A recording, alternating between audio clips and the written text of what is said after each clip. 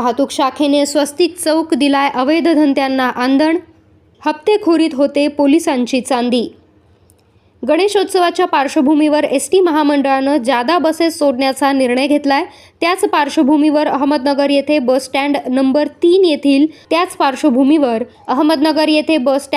3 येथील अवैध वाहतुकीचा सुळसुळाट झालेला दिसून येत असल्यानं शहरात वाहतूक शाखेचा भोंगळ कारभार चव्हाट्यावर आलाय। स्वस्तिक चौक येथील 3 नंबर बस स्टँडला अवैध वाहतुकी करण्यासाठी सुमारे 30 ते 35 वाहने असतात।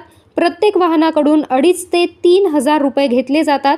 एका एजंटमार्फत त्यात सर्वात मोठा वाटा शेअर वाहतूक शाखेचा आहे। अवैध प्रवासी वाहतूक करताना सुमारे एका वाहनामध्ये 10 ते 12 सीट भरून पुण्यासाठी घेऊन जातात। त्यात अपघात होण्याची जास्त शक्यता असते। शहर वाहतूक शाखेच्या या अर्थपूर्ण कारभाराकडे पोलीस अधीक्षकांचं लक्ष नाही, म्हणजे शहर वाहतूक शाखेला एक प्रकारची मूकसंमतीच आहे असे दिसून येते।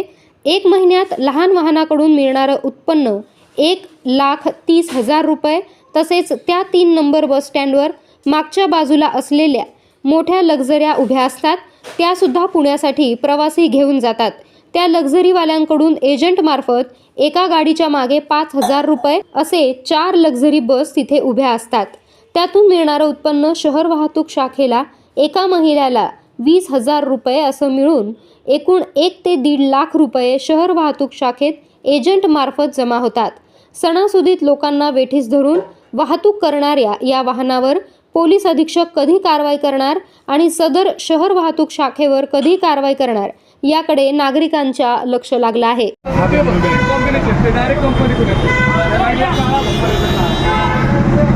म्हणजे 2,500 रुपये महिना तुम्हाला द्यावं लागल्यानंतर रेग्युलर झाल्यानंतर 1900 रुपये का? 98 काय? 50 हां 10,92.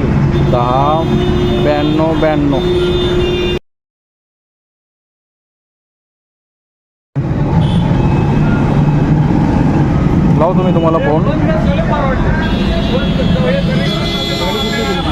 गाडी कोणची? इर्टिगा आहे। इर्टिगा किंवा इको असतो। इको नाही तो इर्टिगा असणार आहे। एकच गाडी टाका कोणती पण। हां एकच गाडी। हा पण कसं आहे, कधी कधी इर्टिगा असते, कधी कधी हे असते, नाही होत तसं नाही का? मग एकच गाडी नंबर जाणार, तोच नंबर जाणार नाही। कसं आहे, मेंबर तर ड्रायव्हर एकच असणार आहे किंवा ड्रायव्हरवर नसतं, साहेब गाडीच्या नंबरवर असतं। हां का? हां, तुम्ही तर एका नंबरवर लिहून गाड्या वापरू शकत नाही इथं। बरं असं पण आहे का काही? ही गाडी काही पर्सनल भाड्याला जातात ना गाड्या। गाडी तुझा नंबरला गेली, ऐका ना, पर्सनलला जर गाडी प्रायव्हेट भाड्याने गेली तर मग काय करणार? मग त्यासाठी तिथे दुसरी गाडी लावू शकतो ना आपण तर। तसं नसतं साहेब, एकदा एक नंबर गेला ना हां, त्याच नंबरची गाडी सोडते। हे सगळे शेअर वाहतूककडे असतं का? आणि नंबरवर जातात। बरं आणि तुम्ही ती गाडी आणून त्या जागी इको लावून इकून नेली तर काय करणार? बरोबर, नंबरच नसतो ना तुमची इकोचा। ठीक आहे, चल तुम्हाला फोन करतो।